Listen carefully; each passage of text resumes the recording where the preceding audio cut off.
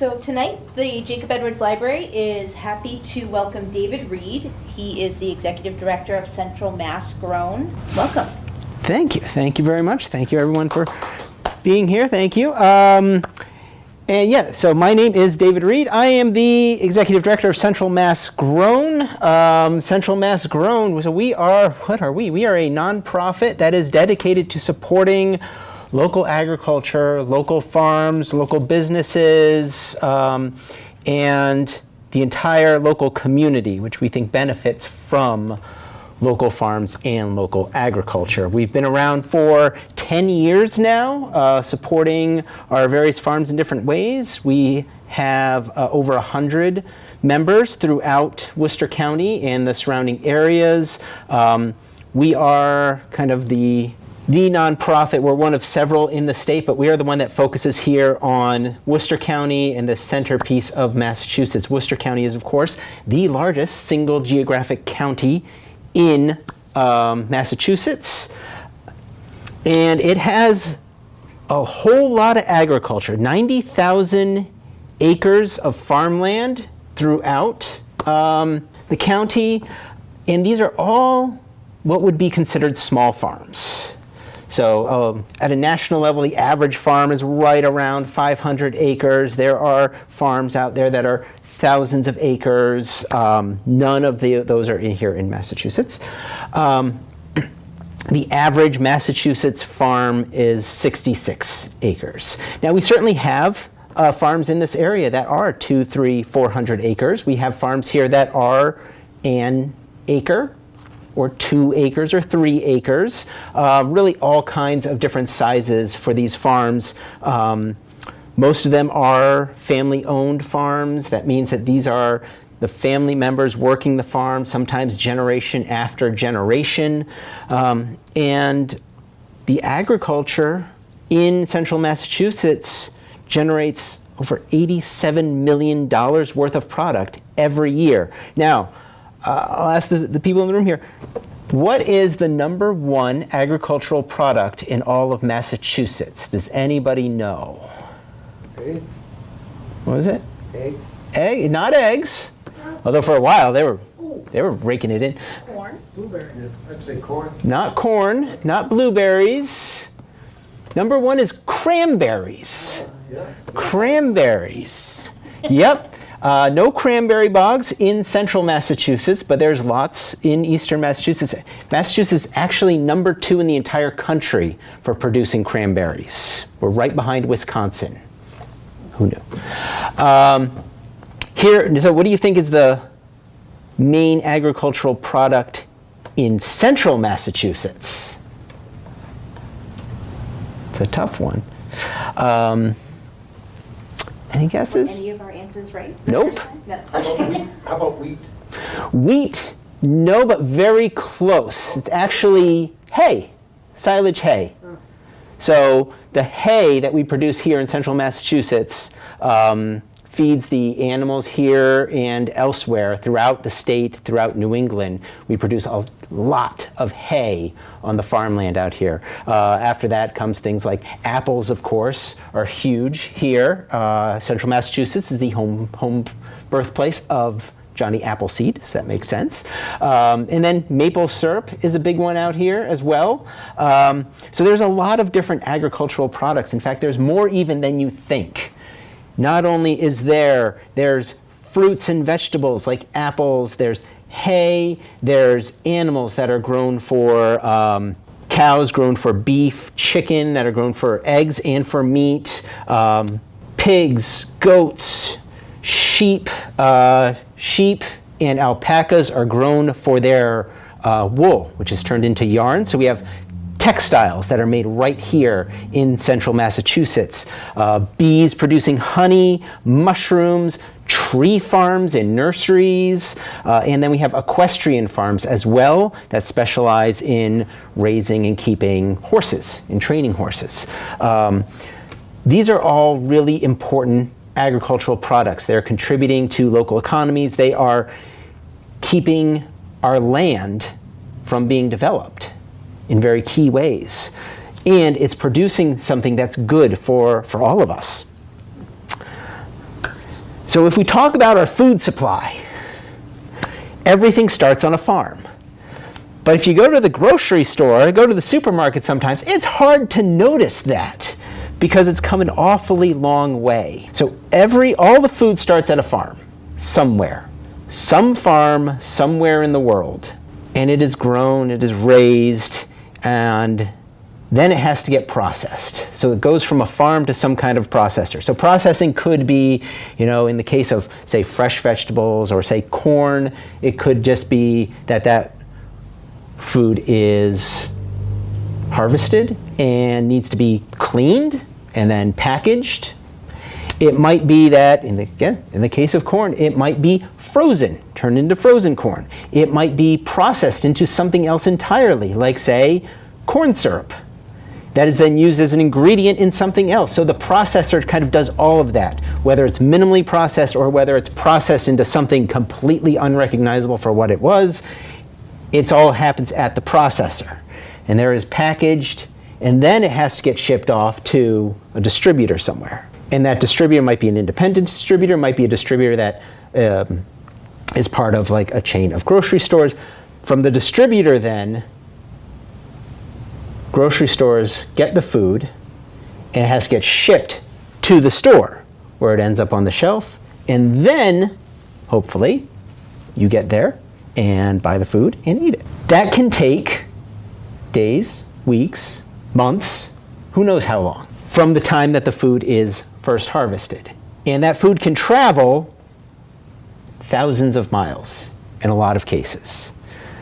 Sometimes I go into a grocery store and look at where food is from, where it claims it's from. I'm like, this food has seen more of the world than I have.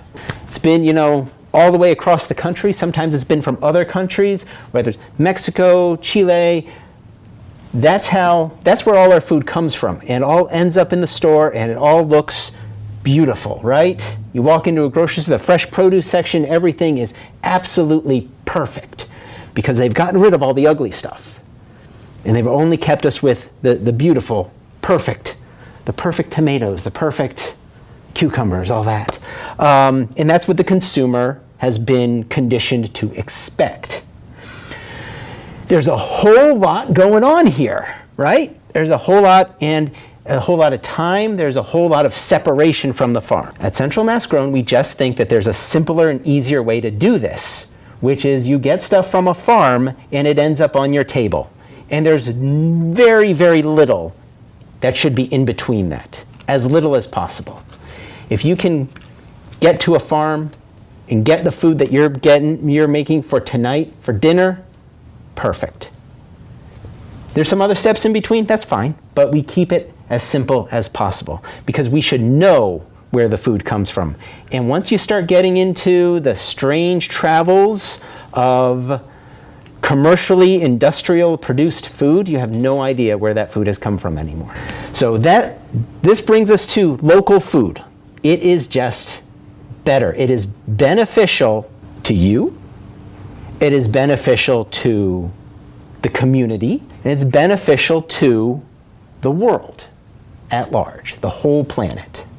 So how so? Well, for you, it's real simple. The food's fresher. Fresher food tastes better.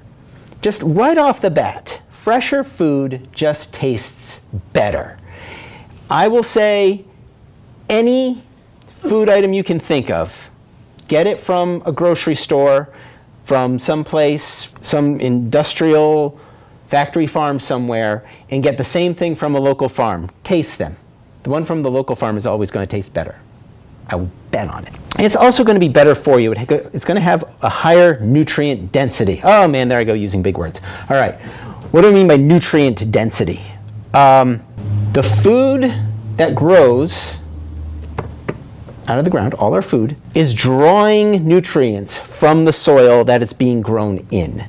That soil is full of nutrients from other plants, it's full of bacteria, it's full of fungus, it's got this whole life happening below the surface, and it's producing minerals, it's producing enzymes, it's producing all this good stuff that we need, our bodies need, and our food, the roots of the plants, draw it up, it goes into our food, and then we consume it. There's a practice very common in like the large industrial farms called monoculture, where you grow the same thing time after time after time after time. It's always corn, or soy. It's always the same thing over and over again. What that does is it starts to wear out the soil. It keeps pulling up the same nutrients over and over again. The soil's got no nutrients left.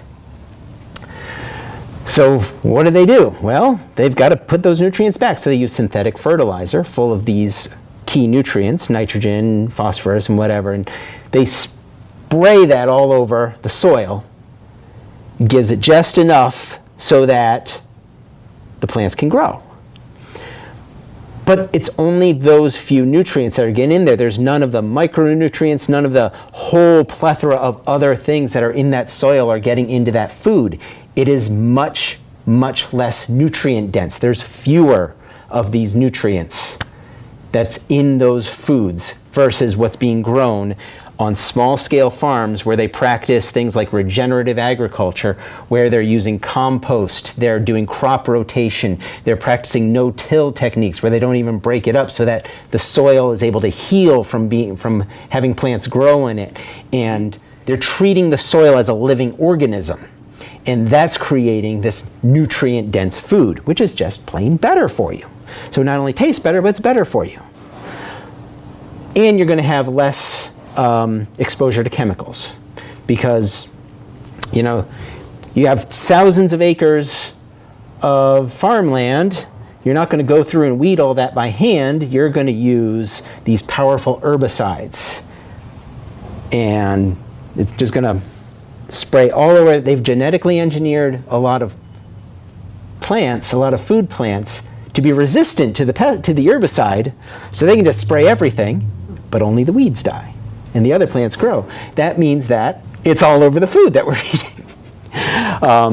And do the same thing with pesticides, spray that everywhere. So that's what you're getting when you're getting that industrial food, but you're getting something different a lot of times when you're getting local food. Now, does every local farmer use regenerative agricultural techniques? No. It's up to them. It's whatever works best. These are businesses. They need to make business decisions, what makes sense for them.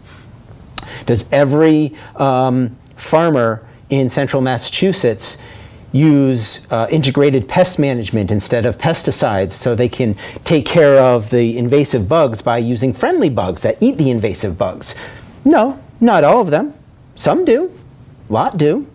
Not everyone does. It's up to the farmer what makes sense for their business. But the difference is, if I've got a tomato and I'm standing in the middle of Big Y or Shaw's and I've got a tomato and I want to know how that tomato was grown, there's absolutely no one I can ask any questions about that tomato who's going to know anything about it.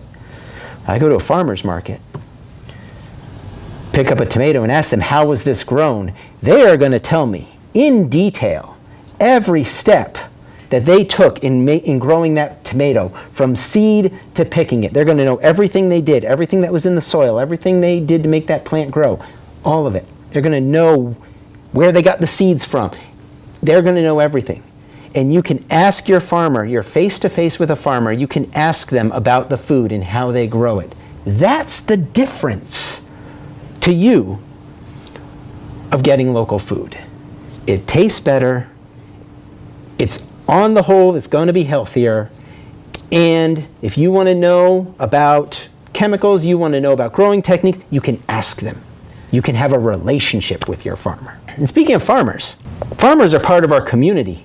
And going to local farms helps the whole community, especially our farmers. Because farmers are, as I said, they're small businesses, essentially. They need to make money to stay in business. So by buying from a local farm, you're providing them with revenue, you're providing them with a chance to earn their livelihood and to stay on the land. Because if they don't have enough revenue to keep farming, a lot of times they have to end up selling off pieces of their land to make ends meet. What happens to that? It gets turned into housing, gets turned into parking lots, gets turned into big box stores. It gets developed. By being able to support our farmers, we're allowing our farmers to stay on the land, to take care of that land. Our farmers take an enormous amount of pride, as rightly they should, in the care they take of the land that they are on, that they are responsible for. So they take care of that land, they take care of the water, they take care of the plants that aren't, the wildlife. It really is keeping that land that open and, in a lot of ways, conserved. Even though they're using it for commercial purposes, a lot of that land still gets conserved rather than being developed and turned into roads and parking lots and whatnot. It's also creating economic activity. So when you buy something from a farmer, they're not just putting that money in the bank. They have to then buy seed, they have to buy feed, they have to do infrastructure improvements, buy a new high tunnel. So they're using that money to do things in the community. They're using that money to buy things from other small businesses. Farmers, by and large, a local farmer is going to try as much as possible to patronize other small businesses to get whatever that they need. This is producing a whole local economy. So your money is staying right where you spent it. It's not going off to any corporation, it's staying right here in the community. So this is huge. This is a local economic benefit that we can do just by buying our food locally. The money stays here in the community, benefiting the whole community. And then there's the impact on the whole planet. So I mentioned regenerative agriculture. So this is agriculture that is not destructive. This is constructive agriculture. A lot of the industrial agriculture that's practiced on the huge factory farms is destructive. When I mentioned monoculture and the synthetic fertilizers that are put into the land to try to replace the nutrients that are missing from the soil, well, they get into the land, then it rains, ends up in the water supply, ends up in a river, ends up heading downstream into large bodies of water. As soon as it hits, say, the ocean, algae starts eating that fertilizer. And then the algae starts growing like crazy.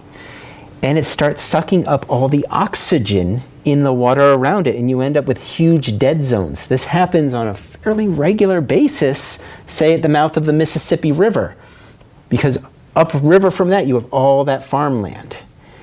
So synthetic fertilizer gets washed into the rivers, into the tributary, into the Mississippi, and into the mouth of the Mississippi, where you have these huge dead zones, where all the fish, all the sea life dies. It's a huge environmental problem. With regenerative agriculture, you're not using those synthetic fertilizers. You don't run into that problem. So you're reducing your chemical exposure. You're reducing the chemical exposure that goes into the drinking water supply, that goes into the ocean, all of that pollution. You're protecting your watersheds, your wildlife habitat. And if you think about it, you're also really reducing plastic packaging. Think about all the packaging that's in a grocery store. If you've ever been to a farmer's market, compare that to the packaging you see at a farmer's market. There's practically none, comparatively speaking. So that's a huge amount of packaging that we can do without. And so to get that out of landfills, get that out of the environment is a huge benefit as well. These are just all the very simple benefits of buying local and why it's good for us to do that. It's just such a simple step to take for all these good benefits. So who are our farmers? So as I said, we have 100 members throughout Worcester County. I just picked like 3 at random to tell you a little bit about. What's cool is that all of our farmers have their own story to tell. So Rattle Root Farm up in Princeton. So that's 3 friends met in college and just all had an interest in like doing something good for the planet, in doing something good for the food supply. And so they decide, we're going to start a farm. And they really lean into the regenerative agriculture. They do practice no-till agriculture. They do not break up the soil. So when they're done growing a row of crop, they will cover it over, and they'll let everything on that row completely die into the soil, and then they'll cover that with compost, and then they'll grow right again, right over it. It's fantastic. It's really like letting that nutrient get into the soil and letting the soil heal, and all the new nutrients are then getting into the plants. It's an incredible way to grow things. Free Living Farm up in Petersham. Kara and Michael, and that's their little boy Rye. Fantastic couple. I believe they met out in California, but then moved to Massachusetts, first to Brookfield, then to Petersham, and just farming is just what they want to do. And again, they're using organic techniques. Okay, labeling. They can't legally say it's organic because they're not going through the USDA certification to be labeled organic, but they're using no chemicals. They'll tell you everything about the way they're growing their food. They do an incredible job, and it's delicious. Whittier Farms out in Sutton, fifth generation dairy farm out there. So these young people are the fifth generation working that same land. And now beyond just a dairy farm, they also do produce. They raise beef cattle as well, which they all sell out of their little farm stand there. So it's great. It's great to see something like that. So a farm that has been here for generations and is in a position to be here for generations to come. That's what we really want to see, is farms that are going to last for years and years. So a really great story there. And there's examples all over the place. Another one that's been around for generations, right down in Dudley, Walnut Lane Farm in Dudley, a beef farm down there. I want to say they're the seventh generation on that farm right now. Really incredible that they've been around that long. It's wonderful to see new farmers, young farmers, and it's wonderful to see generational farmers as well that have been able to stay on that land and are continuing to work it. We need both. We need farmers who have had years of experience, and we need young farmers willing to try new things and willing to take over as the old farmers retire, because they're going to retire. Farming is hard labor. They can't keep doing it forever, though they try. So these are our farmers. And if you never had a chance to go out and meet a farmer, do it. Go meet a farmer. Say hi. Introduce yourself. Ask them what they do. They will tell you. They love talking about it. But of course, I always hear about local food. It's so expensive. It's so much cheaper to go to the supermarket.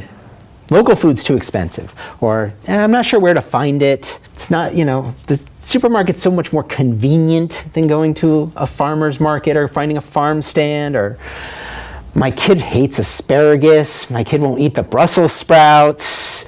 So there's barriers. There's barriers to local food. But these are not the barriers that people necessarily think they are. A lot of the times, yeah, it will probably cost you more money. Leafy greens are big this time of year. This is the time for, seasonally, it's leafy greens. That's the other thing you miss out on in the supermarket. It's convenient. You can get anything year round. You can get asparagus all year round. But asparagus is a very seasonal vegetable.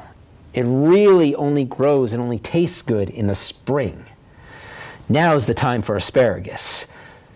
So you miss out on a little of that seasonality. It gives you variety in your diet, but that's okay.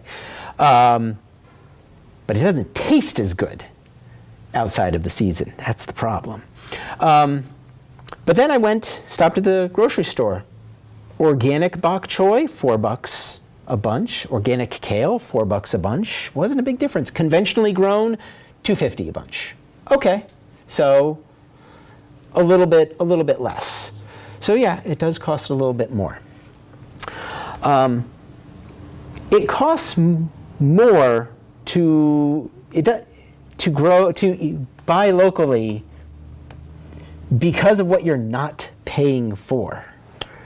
Because you're not paying for all the everything they're doing to cut corners on the industrial scale. You know, they have these massive factory farms and they treat them like factories. They'll cut corners any way they can. You know, they have the huge machines that are running their fields. They have the huge amount of chemicals they're using that makes it much easier for them to grow these things very quickly.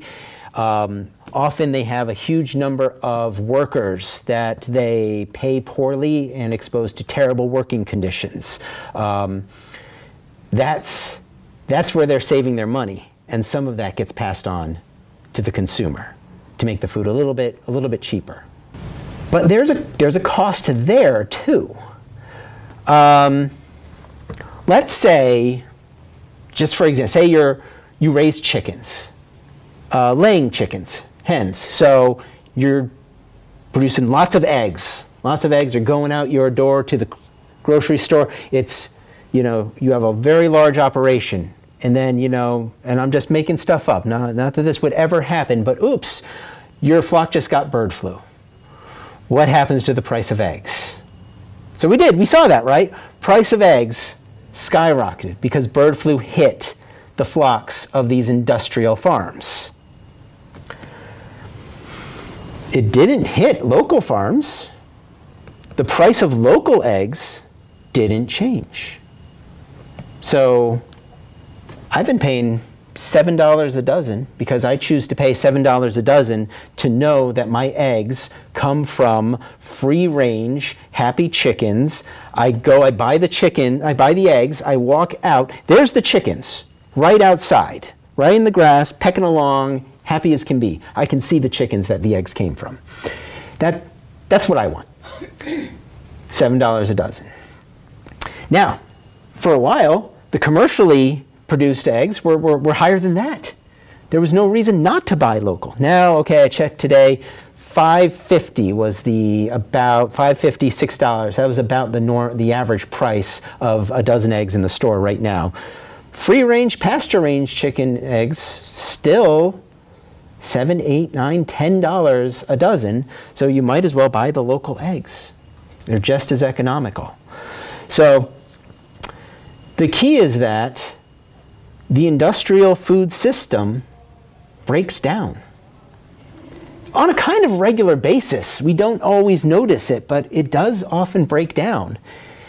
And the local food system is there. It's stronger. It is more resilient, and it's there to help us. It's to make sure we have food when we need it. Has everybody hear this week about cucumbers? There's a outbreak of salmonella among cucumbers that were grown on a farm in Florida. It's, I think, sickened over 20 people in 15 different states. It's not that unusual. Salmonella or E. coli is regularly showing up on lettuce, romaine lettuce. That happens it seems to happen a couple times a year at least. How is that happening? It's happening because water supplies for these farms are being contaminated by other farms where they're growing chickens or cows or pigs, and the bacteria is getting into the water, it gets onto the plants. These plants are not cooked. Nobody's cooking their cucumbers. Nobody's cooking their romaine lettuce. So nothing's killing that bacteria. So people are getting sick from it. That doesn't happen if you buy from a local farm.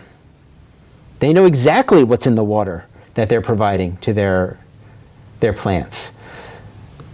That's food security. That's biosecurity. So we are making sure that at a local level, our food supply is secure. That's what local farms can do for us. Now, food security means something else too. I spent over 6 years working for the Worcester County Food Bank before coming to work for Central Mass Grown, where we dealt with food insecurity. So people who did not have adequate access to good, healthy food. That's food insecurity.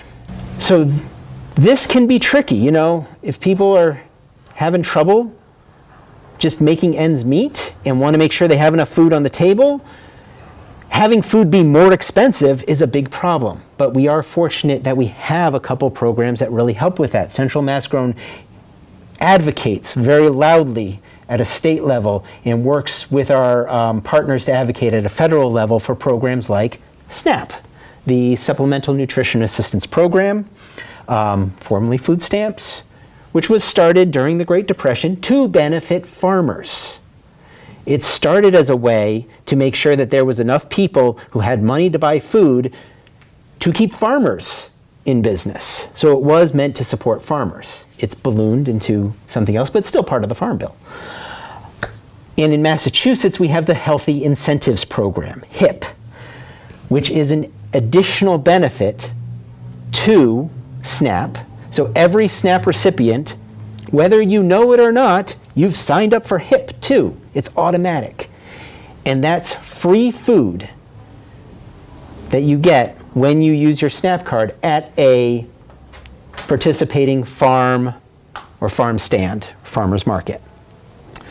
So basically, you can buy fresh produce, fresh fruits, fresh vegetables with a SNAP benefit, and the state, up to a certain amount, will instantly give that money right back onto your SNAP benefit. So it costs you nothing, and the farmer gets paid for it. It's a win-win. It's a fantastic system. We are loudly advocating for that to be strengthened. It's great, and it needs to be better. We need to have more funding into that. This is something that is helping individuals, it is helping people improve their eating habits, improve their health, and it's helping our farmers stay in business. It is a fantastic, fantastic program, and we are leading the country in this, and we need it more than ever. So I go to the State House, I meet with the representatives and senators and tell them that this is what we need. And I ask everyone who participates in SNAP or HIP, if you can, make your voice heard. Even just telling me your story, because then I can tell the story to the people in power, because they need to hear it, because it's just a fantastic program and something we believe very strongly in at Central Mass Grown. There's a farmer's market, there's 2 farmer's markets in Southbridge that will be starting up very soon. There's a farmer's market every Saturday in front of Big Bunny. It's going to be starting this Saturday from 10 to 2. And there's at least one HIP vendor that's usually there each week. I'm forgetting the name of the farm. I apologize.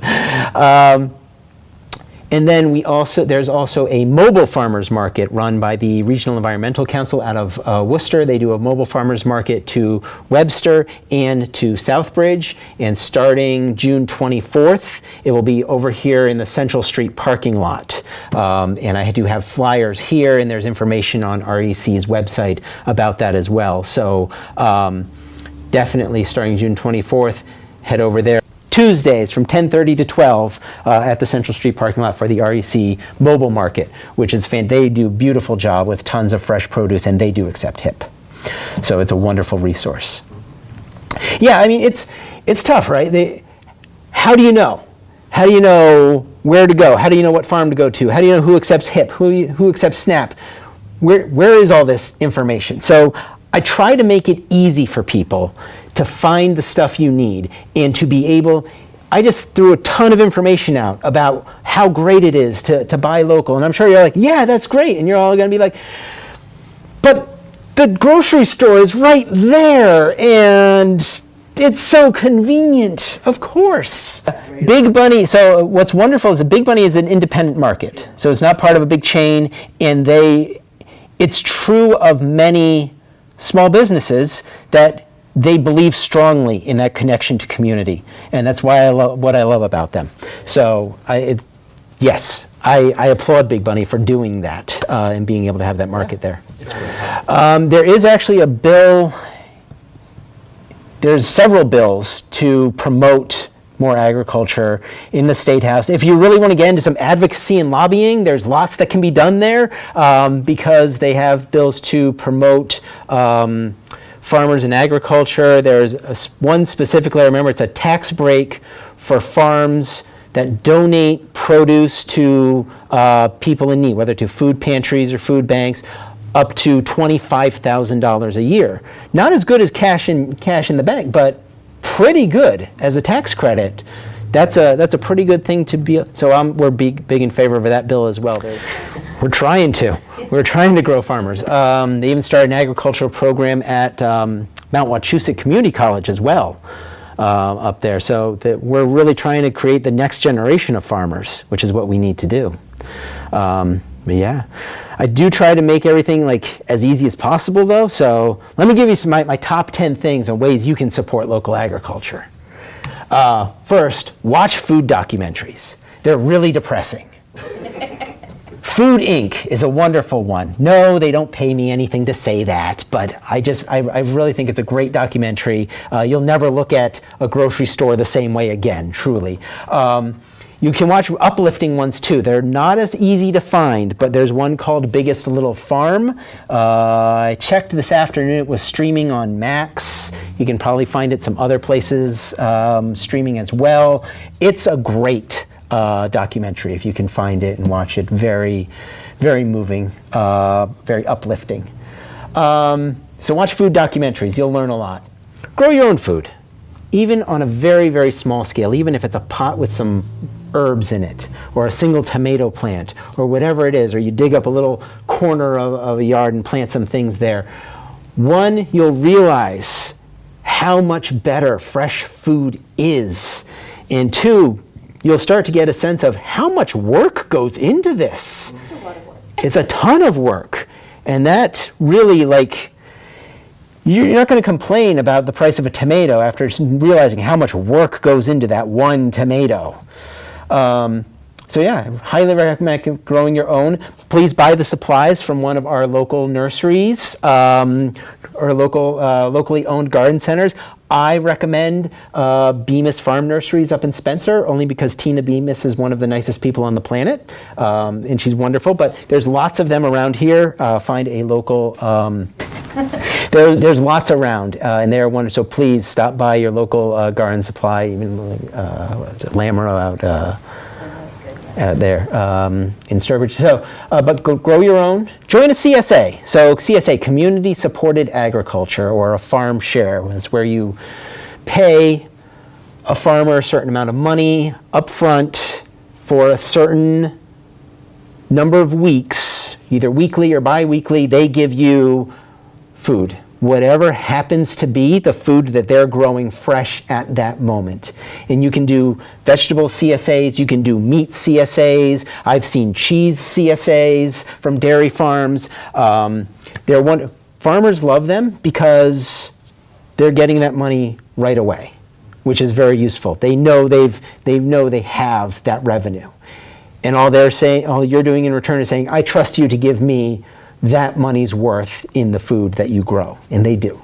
They're absolutely wonderful things, and you get a great mix of things you probably wouldn't see before. That's how I learned what celeriac was. I had no idea. Celery root, I didn't know what that was. I didn't know how to cook that. I had to learn. It was wonderful. I love celery root now.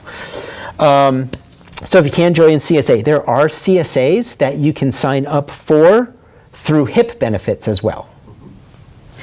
So CSAs are wonderful. Shop independent, so as much as possible, avoid chain stores. Shop at your independent groceries, even if it can't be a farm stand. But Big Bunny, certainly. I have no problems with Big Bunny. They're great. Tip Top Country Co-op, great. There's lots of independent stores around that you can shop at as an alternative to chain stores. And they're supporting the economy, they're supporting small business, they're supporting local. Visit farmers markets. As I said, got a couple going on here in Southbridge, got one out in Sturbridge there. Farmers markets all over the place, all different days of the week.